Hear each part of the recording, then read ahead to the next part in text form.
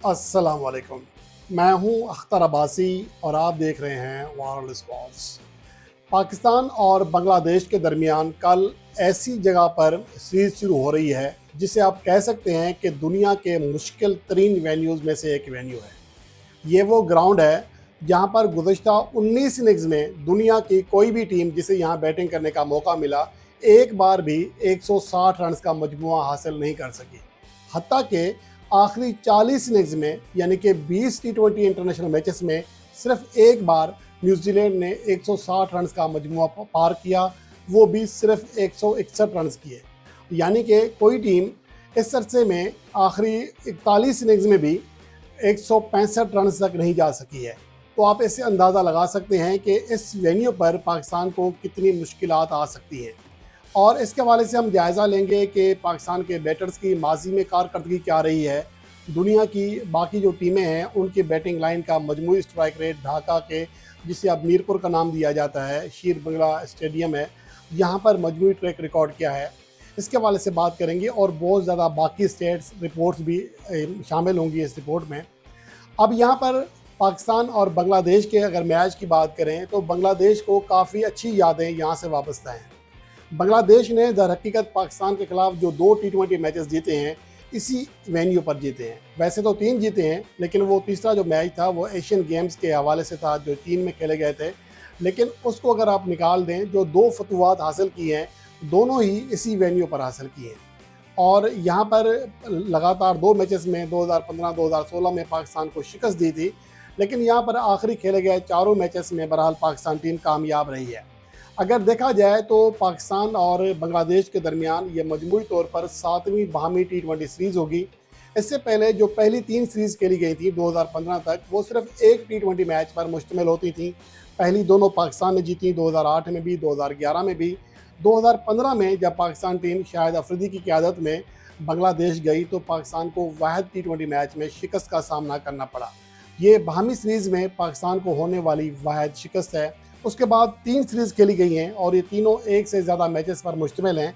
सभी में पाकिस्तान ने क्लीन स्वीप किया। 2020 में जब बांग्लादेश पाकिस्तान आई तो पाकिस्तान ने 2-0 से हराया। 2021 में पाकिस्तान टीम बांग्लादेश गई तो 3-0 से कामयाबी हासिल की। और अभी 1 माह पहले जब बांग्लादेश की टीम पाकिस्तान आई तो पाकिस्तान ने उसमें भी 3-0 से कामयाबी हासिल की। इसके अलावा अगर मजमूई हेड टू हेड रिकॉर्ड देखा जाए तो बांग्लादेश और पाकिस्तान के दरमियान मजमूई तौर पर 22 टी20 इंटरनेशनल मैचेस खेले गए, जिनमें से 19 में पाकिस्तान ने और 3 में बांग्लादेश ने कामयाबी हासिल की है। इसके अलावा ढाका में पाकिस्तान का ट्रैक रिकॉर्ड वो के बेहतर कहा जा सकता है, लेकिन सबसे बेहतर नहीं है। पाकिस्तान से बेहतर रिकॉर्ड वहाँ पर इंडिया, अफ़गानिस्तान और साउथ अफ्रीका रखते हैं। पाकिस्तान ने बहरहाल वहाँ पर 13 मैचेस खेले हैं, 8 जीते हैं, 5 में पाकिस्तान को शिकस्त हुई है, जिसमें एशिया कप और टी20 वर्ल्ड कप के मैचेस भी शामिल हैं। लेकिन पाकिस्तान को बहरहाल बांग्लादेश के हाथों भी इस वेन्यू पर 2 बार शिकस्त हो चुकी है। इसके अलावा दुनिया का एक ही मुल्क है पाकिस्तान जिसका कोई बैटर ढाका में सेंचुरी करने में कामयाब रहा, और वो अहमद शहजाद है। बहरहाल अहमद शहजाद के बाकी जो रिकॉर्ड्स जैसे भी हों, कम से कम ये एजाज़ उनको हासिल है कि ढाका में टी20 इंटरनेशनल सेंचुरी स्कोर करने वाले वाहिद खिलाड़ी हैं। और उन्होंने ये कारनामा 2014 में सर अंजाम दिया था। 111 रन किए थे, नॉट आउट रहे थे। इसी मैच में उमर अकमल ने भी 94 रन किए। इसके अलावा दुनिया का कोई बैटर इस वेन्यू पर 90+ रन की इनिंग्स नहीं खेल सका। तो आप इससे अंदाज़ा लगा सकते हैं कि ढाका का वेन्यू बैट्समैनों के लिए कितना मुश्किल साबित होता है। उसके अलावा ये भी कह सकते हैं कि अगर तमाम दुनिया की टीमों की बात करें तमाम, तो किसी टीम का मजमूई स्ट्राइक रेट 130 तक नहीं है। सबसे जो बेस्ट स्ट्राइक रेट है वो 2 टीमों का है। इनमें एक 127 का स्ट्राइक रेट है साउथ अफ्रीका का, और इतना ही स्ट्राइक रेट है वेस्ट इंडीज़ का। वरना सभी का स्ट्राइक रेट इससे भी नीचे है। हत्ता कि सिर्फ 3 टीमें हैं जिनका मजमूई स्ट्राइक रेट ढाका में 120 से ऊपर है, और तीसरी टीम श्रीलंका है। तो आप इससे अंदाज़ा लगाएं कि यहाँ पर कितना मुश्किल है। जो बड़े बड़े बैटर्स हैं यहाँ फेल हो चुके हैं। पाकिस्तान का यहाँ मजमूई स्ट्राइक रेट 107 है, इंडिया का 118 है, जिम्बाब्वे का 116 है, ऑस्ट्रेलिया का 105 है। इसके अलावा सबसे जो हैरानकुन चीज़ है वो ये कि इंग्लैंड का स्ट्राइक रेट 98 है। जो टेस्ट फॉर्मेट में भी 100 से ज़्यादा स्ट्राइक रेट से खेलते हैं, वो ढाका में गेंदों के बराबर भी रन नहीं कर सके। तो आप इससे आपको अंदाज़ा हो जाएगा। न्यूजीलैंड का मजमूई स्ट्राइक रेट 108 है इस वेन्यू पर, तो इससे आपको पहले से थोड़ा माइंड बना लेना चाहिए कि हमें कोई लाहौर जैसे हाई स्कोरिंग मैचेस शायद देखने को ना मिलें। दूसरी अहम बात ये भी है कि जब बांग्लादेश प्रीमियर लीग के मैचेस होते हैं तो ऐसी वेन्यू पर जो मजमूई स्कोर है वो 150 तक होता है, लेकिन इंटरनेशनल मैचेस में एवरेज स्कोर बहुत कम है। यहाँ तक कि 125 आजकल बन रहा है। ख़ासतौर पर अगर मजमूई तौर पर देखें तो पहली इनिंग्स में 144 और दूसरी इनिंग्स में 125 का एवरेज स्कोर है, और आखिरी 4-5 सालों में देखें तो 125 से भी कम एवरेज स्कोर है फी इनिंग्स का। तो ये एक नेगेटिव चीज़ है जो T20 फॉर्मेट में छक्के और चौकों को लाइक करते हैं ऐसे फैंस के लिए। और इस वेन्यू पर पहले बैटिंग करना बेहतर होता है या पहले बॉलिंग करना, तो यहाँ पर मजमूई अदाद-ओ-शुमार में कोई बड़ा फ़र्क नहीं है, कोई बड़ा एडवांटेज नहीं है। यहाँ पर मजमूई तौर पर जो 63 T20 इंटरनेशनल मैचेस खेले गए उनमें से 31 बार पहले बैटिंग करने वाली टीम ने कामयाबी हासिल की है और 32 बार चेस करने वाली टीम ने। और तो मजमूई तौर पर देखें कोई बड़ा फ़र्क नहीं है, सिर्फ एक मैच का फ़र्क है। जो आखिरी 4 T20 इंटरनेशनल्स खेले गए इस वेन्यू पर, उसमें से 2 बार पहले बैटिंग करने वाली टीम ने फ़तह हासिल की है और 2 ही बार दूसरी बैटिंग करने वाली टीम ने फ़तह हासिल की है। तो ज़्यादा कोई बड़ा फ़र्क नहीं है। और इस वेन्यू पर मजमूई तौर पर 126 इनिंग्स खेली गई हैं, यानी कि 63 मैचेस में टीमों ने 126 इनिंग्स खेली हैं और उनमें सिर्फ 3 बार ऐसा हुआ कि कोई टीम 200 प्लस रन कर सकी है। 126 इनिंग्स में सिर्फ 3 बार। एक सबसे बड़ा जो स्कोर है वो बांग्लादेश ने यहाँ 211 रन किए थे वेस्ट इंडीज़ के खिलाफ 2018 में। उसके अलावा न्यूजीलैंड ने 2013 में यहाँ 204 रन किए, जबकि बांग्लादेश ने 2020 में जिम्बाब्वे के खिलाफ 200 रन किए।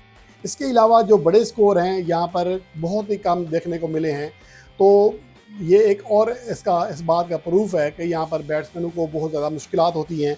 अगर पाकिस्तान की बात करें तो पाकिस्तान ने यहाँ पर 13 इनिंग्स में बैटिंग की है और इनमें कभी भी पाकिस्तान टीम 200 रन नहीं कर सकी। अलबत्ता 2 बार 190 रन करने में कामयाब रही। मजमूई तौर पर सिर्फ 3 बार 10 इनिंग्स में 150 से ज़्यादा, जबकि सिर्फ 3 इनिंग्स में 150 रन की हद पार कर सकी है।